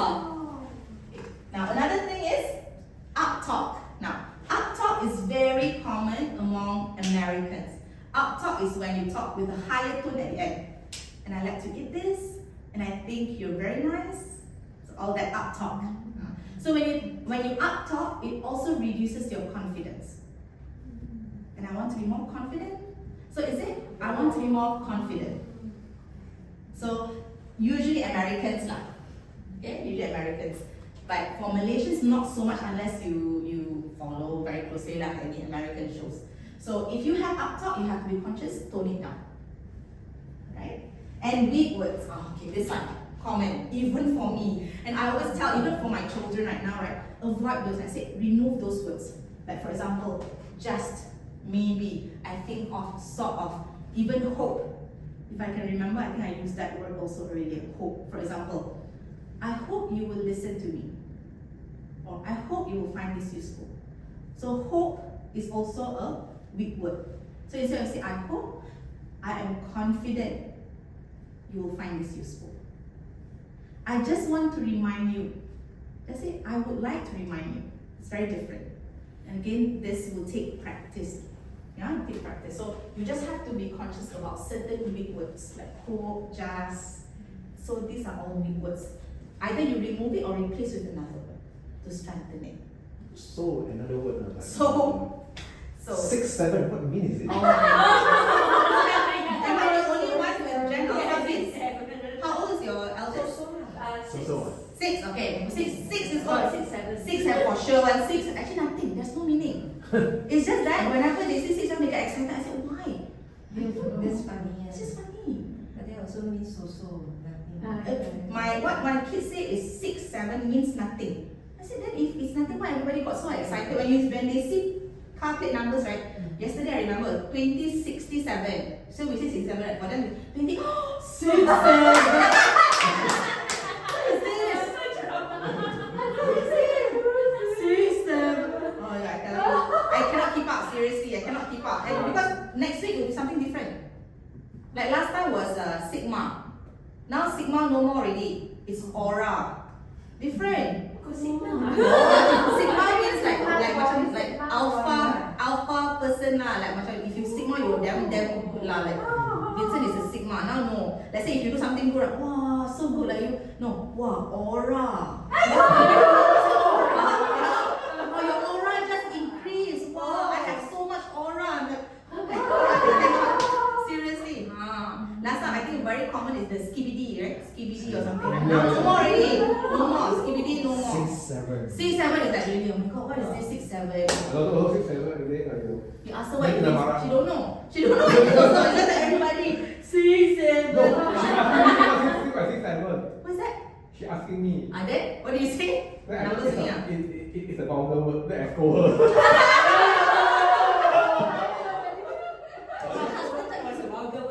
Yeah, 6, 7. Because it Cantonese is a vulgar word. Is it? Actually, it started from what? I don't know. It's the American what show is it? And then commentator from It's one of British. the very famous commentator over there. I don't know how they. Brain rot. To brain rot, yes. I think it's from brain rot. No, the word is something like American show, like it's a meaningless thing. But because Chinese, right? Especially who are no Cantonese, right? We are very particular to this 7 because it sounds like a vulgar word. Yeah. Okay. That's the Chinese point, but the American point is no. Yeah, no, only for Chinese. Chinese of course we don't want that look chat, we don't want. Can I what's the meaning? Or later can tell me. What's the 6, 7? In Cantonese it's called look chat. What's that? 6, 7, 6, 7. What does What's that the mean? what that means? Look chat is like die this kind of thing. Oh, I see. Okay, like macam you wish a person to die like that, is it? Something like that lah. Say lor, this Okay, something like that lah. Okay. Look chat lor, this is look chat lor. Susah lah kali ni Okay. dia bukan alhamdulillah no. No, it's a curse word, right? Okay. Alright, but yeah, you can learn a lot of things from the kids. Yeah. And then they have all these kind of different words. Okay. So these are some of the simple fixes, right? And someone was mentioning, I think Catherine mentioned, how do you remove fillers? You pause. Exactly. You pause. Usually the in-betweens from one sentence to another, that's where you put your filler. Another filler Malaysians love, of course, is la. I also use that. But then I find that it's a very unique Malaysian thing when I want to maintain it. Because when I present like la, everybody like, what is la? Let's say, if they are outside of Malaysia, right? That's a very Malaysian thing. Even Singaporean also say. They use le. I realized, I don't know. That, no le. That one's Singaporean, more Singaporean I feel. Maybe, I'm not sure. Okay, so for you to fix, of course, you pause. The other one is drop your tone. Because when you drop your tone, also consciously you will start to pause as well. Yeah? And use strong words, as I mentioned just now. You replace with another word. Rather than I hope you will like it, I'm confident you will like it. Okay, so those are words that you can use. Okay, now we're going to move into another section, but before that, I just want to ask if you have anything. I use just. Baru saja ajar to use just. Okay. But any questions for me on body language before we move into slides? So in terms of body language and tone, really the key thing is you have to practice. Easiest, right? You record yourself. Anyway, you're going to be in your room. Just record how you talk when you are presenting, and you start to realize that okay, this is something that I need to fix, improve on. Right? All right. So now we're going to your guidance again, guidance, and I still do this, every time, even for TDP, your FLSs are also doing this every month before presenting. As a guide, again, it's practical. Let's talk about this one first. Those dates means something that you're familiar. For example, monthly TDP. Every month we are doing. Okay.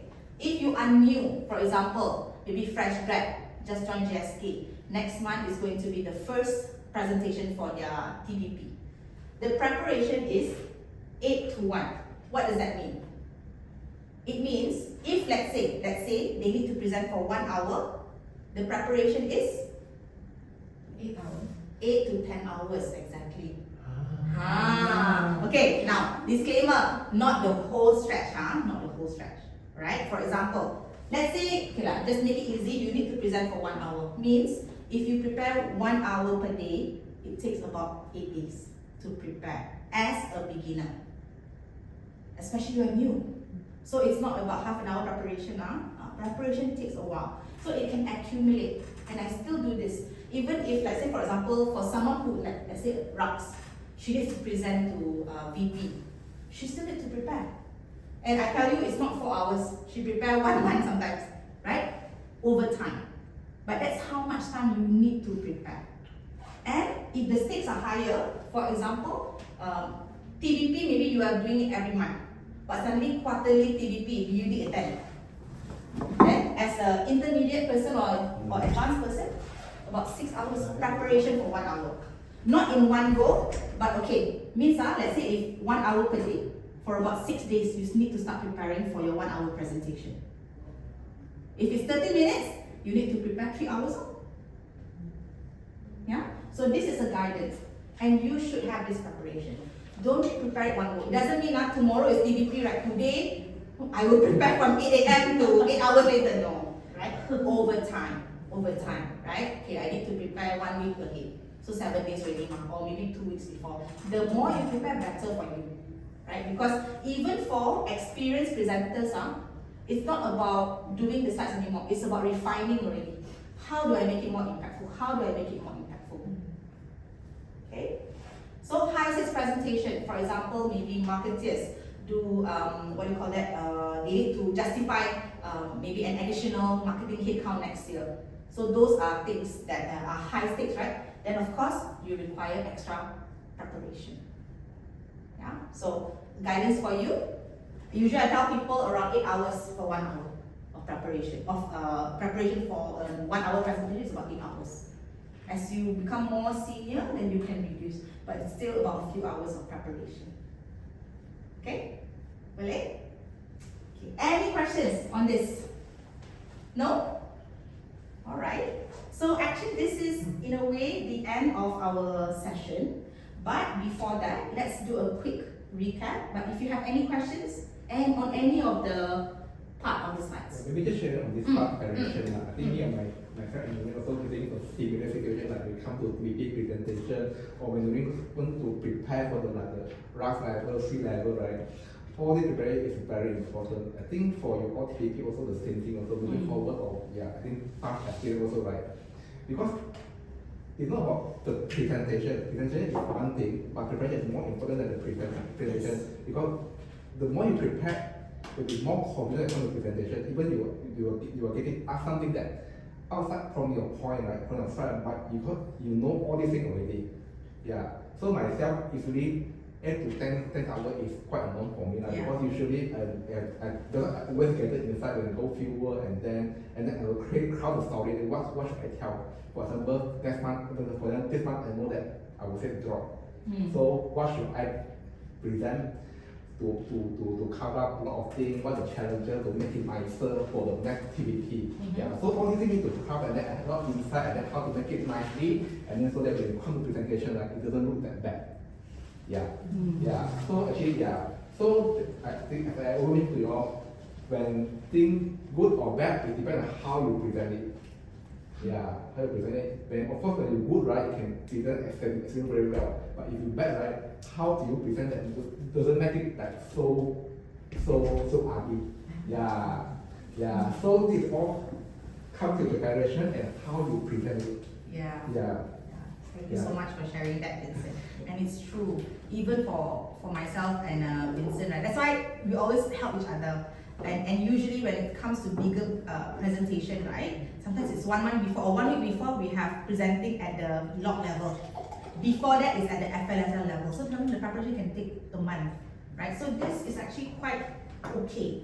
Yeah, it's just that of course you don't do it in 1 day, 10 hours, no. Yeah, because as you practice more, you realize, alamak, I don't want to share this. I want to change the flow a little bit, right? That's why preparation is important. And another thing as well, a lot of times we think that I have everything in my head, I know what to say. But what is in our head and what we verbalize can be very, very different. Yeah, so that's why prepare. Use the message map. Okay, I want to make sure that I share this point. If you are someone like me, extrovert, we tend to overshare some points that are not relevant at all. Yeah, then you go out of your story already. And if you're an introvert, you may not know what to share. You have it on your head, yes, but alamak, I don't know what to share. Even 1 point also is going to be challenging. That's why you have your message map. You know your flow. Take the 3 points. Okay? And of course, practice your body language. I hope this session is useful again. See, I use hope again. See, even though I say consciously I already know, right? But sometimes you still do that, right? But yes, and with this, I really want all of you to practice. Practice in your day-to-day. If you are preparing for your GDM, even though you have done this GDM to these doctors, do it differently. If you have 20 GDM slides, right? Which slides are important for you to highlight? The core slides. And I know GDM slides can be very wordy, you know, I've seen it as well, right? Out of all this, let's say wordy like this, right? Which one would you want to focus? You have to be the one that is leading the doctor. If you show, then the doctor will be looking at which one I present. Doctor, let me bring your attention to this table over here, if you can show this. That's why, if you can, you have a laser pointer. If not, you have your, I think your iPad has a kind of like a pointer as well, right? You can use that to direct which one you want them to see, to avoid them from looking elsewhere. Okay? Alright. Now, before we end, I really want us to have a very good recap as well as summary. Now, if you can start from the beginning, if you can share with me, what are the things that you remember? What were your aha moments of this session today? The first 7 seconds, make the first impression. First 7 seconds, betul? Yeah, so remember, when you go to new account, what do you do? New account doctor. Doctor, my name is Nureen. Hello, doctor. Hello. Okay, but you see, when sometimes when you know, okay, one thing about me, right? Even if I meet strangers for the first time, when I talk to them and introduce myself, I can sound like old friends. And my doctor always say that, Mama, your friend now. I just got to know that person. I just said, oh, you thought like you know that person for a long time. But that's the power of your body language, right? And you immediately make that person feel welcome. Yeah, so don't take it for granted. Really, it will be useful. Yeah, so 7 seconds, very important. So you all have to meet new account, potential new clinics, right? Or new doctors, or new area, never met Siancha before, or never met Andy before, right? Then you can use that. Thank you, Andy. 7 seconds. What else? Power pose, and also pause a while to reduce our nervousness and also to be more confident. Thank you. Pause for 3 seconds. Thank you, Chen. See, the way she explained already different. She also emphasized on the power pose, right? So well done, Chin Chuan. I think in the beginning your voice was a little bit lower. Now you increase already. Very good practice. Yes, power pose, and then no pause for 3 seconds. Very important. Yeah. Anything else? Body language is Body language is very important. very important. So what's your power pose, Catherine? Very. Not like this, please, not like this, okay? This doctors, this is my power sphere. Okay? Nureen say power sphere, I have the sphere already, so it's easier. Yeah. So no, okay.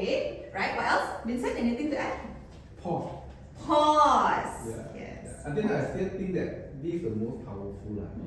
No matter, I think in any kind of situation, it's a normal conversation or meeting or presentation, yeah, I just think it's the most powerful thing lah. Yeah. Not only to the audience, but also to ourselves. It's like a reflection, for us, like, to maybe in the hard discussion, right? It can be something that can little bit soothing the tense environment. Yeah. True. In fact, I just want to share my personal story as well. Actually, because between myself and my husband, I'm the extrovert. My husband is not so talkative. So sometimes when I talk to him, and I can go everywhere, right? Extrovert, right? Go everywhere, all around the world and all that, right? Then my husband always say, "What did we discuss yesterday?" And then I said, "I don't know lah." Then he will repeat again, "What did we discuss yesterday?" Then he will pause, That really made me feel like, oh yeah, we said we wanted to go this immediately, right? So it really works. The right question and pause. He doesn't have to say anything. Then he will let me ramble first, and he just okay. So it's really powerful. Pausing is really powerful. Thank you, Vincent. Senja? The elevator talk. Oh, the 30 seconds. Yes, because always we are we are in a rush, we are not in a rush, but then you want to make them give a very good impression or something impactful to them at a very short time. You really you are not prepared, then what to say? You not saying it correctly and all, So that one I think is very, very important that you get yourself prepared. Yeah, that's true. The elevator speech, right? Because you can meet anybody anytime. Yes. And that's your time, 7 seconds to impress that person. Yes. Yeah, thank you so much, Senja. You watch too much K-drama. Why? No. Because I share my personal, my also personal experience. Yeah, because last month, December, I have one interview with J&J. Okay. Yeah, then they asked me to do the presentation. After the presentation, then one of the interviewer said, "Oh, you just give me if I'm the doctor, I'm very in a rush. I just I give you 1-2 minutes. Just tell me the key message, I don't know what to say. Then after that, I think that's why I screw up. But that's a good thing. You should have told me, then I can have one-on-one with you first. But that's a good learning, right? That's a good learning, right? And usually when it comes to shorter presentation, it's actually the most difficult. Yeah. So imagine you need to present your monthly performance in 10 minutes. It sounds like, okay 10 minutes only, but actually what you want to share in that 10 minutes takes a lot of preparation. Yeah. But if you have a very good bottom number, that's good. I'm here, 10 minutes, I only need 1 minute. I achieve maximum 140%. Any questions? Any questions? Yeah, and then the leader said, "Okay, Robert, please share some best practice." But have to be prepared when you say like that, right? Yeah. That's true. Yeah, so preparation is important, right? Preparation is important. Yeah. So good. I'm very happy that at least you have some of these key learnings. And don't worry, I will be sharing with you this slide to all of you, right? But just like any other training, if you don't apply, if you don't practice, you will hilang. You're not going to do it, right? So take 1 or 2 key learnings. There were many things shared over here today, but break it down. Like today, or maybe this week, how am I going to work on one element? Maybe for example, the 7 seconds. If you know you are going to a new territory, 7 seconds important. How's my body language? What's my power pose? When you go to the clinic, also you can power pose, because you don't know, you talk to the counter, right? When you're talking to the counter, right? You talk to the nurse at the counter, you can have your power stance, right? They cannot see much, you can have your power stance, right? And then you can say, "Oh, hi, Pak, nama saya, blah, blah, blah." Right? So that's also a power pose, and eye contact, very important. And smile. Yeah, so that's important. Your 30 seconds also, how to introduce yourself, right? At any new job, new doctors, new customers, these are all important, your 30 seconds. Introducing your name is easy. Introducing your title is also easy. It's that value that is quite challenging, and you tend to overshare. Yeah, so that's also important. Alright? Okay. So as a summary of our session today, the art of communication with impact and clarity, have these three things in mind. As a powerful communicator, what you need to have first and foremost is clarity. Clarity. Clarity will build your confidence, not the other way around. Yeah, not the other way around. So, how do I do that? You start with the so what. When you want to present something to your doctors, what is it you want them to remember? Right? And then, what is it that you want them to think? You want them to feel? What is it that you want them to do? It's not about what I want to share, not about my intention, but it's the receiving end. How are they going to receive it? Right? And then remember, lesser points means stronger confidence. Because it's easy for you to remember anyway. The take-home message is that. Okay? Second, presence and body language. When you are presenting, remember your power sphere, right? When you want to stand, when you want to talk, when you are presenting to the doctor, even when you are sitting down. Let's say if you sit down, right? This is still your power sphere. That's why when you are detailing, you show that. Now, even for detailing, right, when you are using an EDA, right, try not to put your iPad on the table. So what happens if you put your iPad on the table? You look down, you lose eye contact. You lose your eye contact. That's why slanted. You have your stand, right? Your iPad can stand, right? So that, because when you are presenting, you consciously know already where to point. Because you're the vessel, you know, like 8 calls in a day, 7 calls in a day, right? You point already the same one, right? But you can maintain your eye contact. So even if you are pointing, the doctor is looking, immediately look at the doctor. But if you put it on the desk, you are looking at the EDA, doctor is also looking here. That's why confidence can also be affected. So don't take all this lightly. Really, all this like eye contact, hand gestures, your body language really will make an impact. Okay? Your voice. Yeah. If you tend to talk very fast, slower down your pace. And all you can do to help this is practice and record yourself. Okay? Q&A, remember the calm. Don't panic. You're about to ask this question, right? Clarify, and then acknowledge, and then of course you answer. If you can't, it's okay, you don't know. And I've seen all of you do this. You don't know, but you can come back later. Right? And then of course, the structure and the slides. First, remember your, what's that just now? The message map. What's your headline? And how many points? 3 points. But of course, as women, we have 3 sub-points. Yeah. But the main one is 3 points. Now, I don't have 5 or 6, right? 3 points. What are the key points to share that header? Alright? And then of course, remember, senior leaders, they like to listen to conclusion first. You share the benefit to them first, and then details later. In the details, you follow the message map. Right?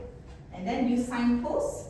Okay, you tell them, okay, doctor, today I would like to share 1, 2, and 3. And slides.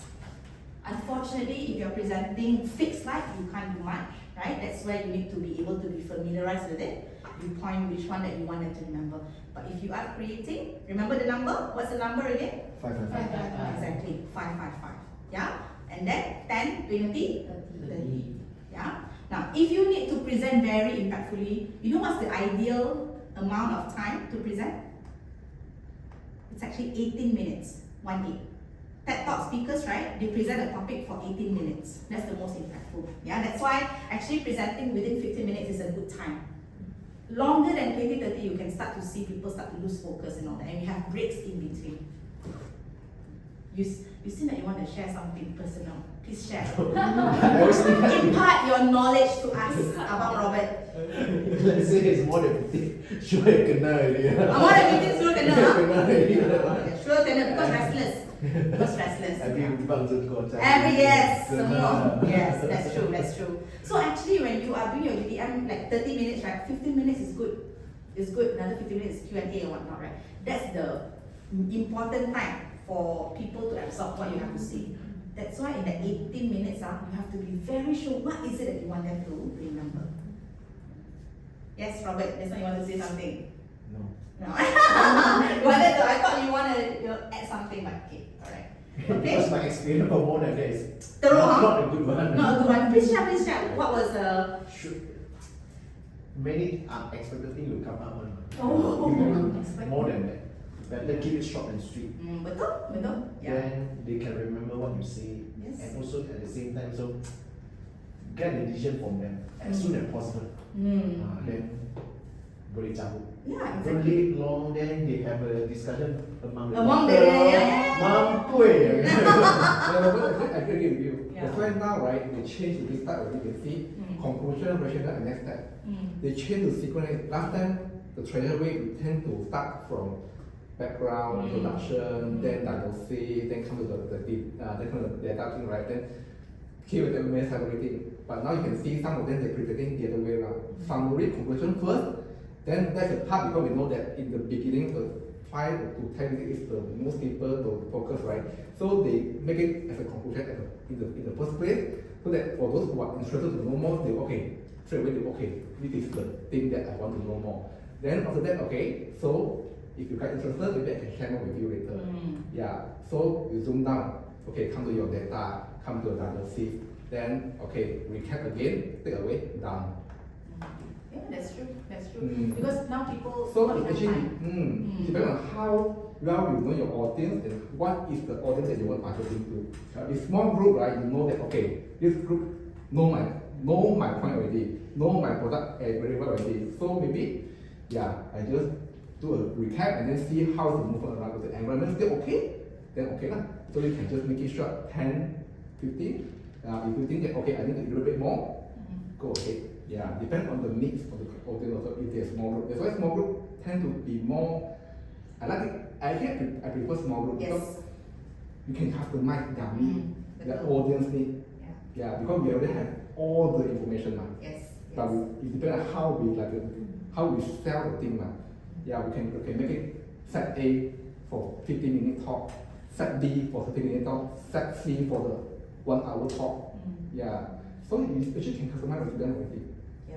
And also to that point, right, when it's a smaller group, right, it's more engaging. It's more engaging. You can, they can start to, yes, discussion sometimes can go like out of the topic, but in a really proper closed group discussion, right, actually it can be more convincing as well.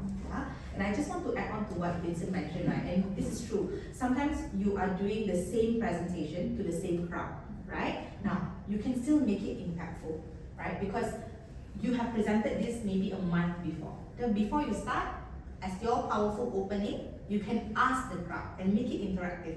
Don't have to make it very heavy, right? Like for example, if you are presenting on Shingrix. Doctor, I met you one month ago, doctor, and we were all here by different restaurant. If you can share with me, doctor, what do you remember about the last presentation? What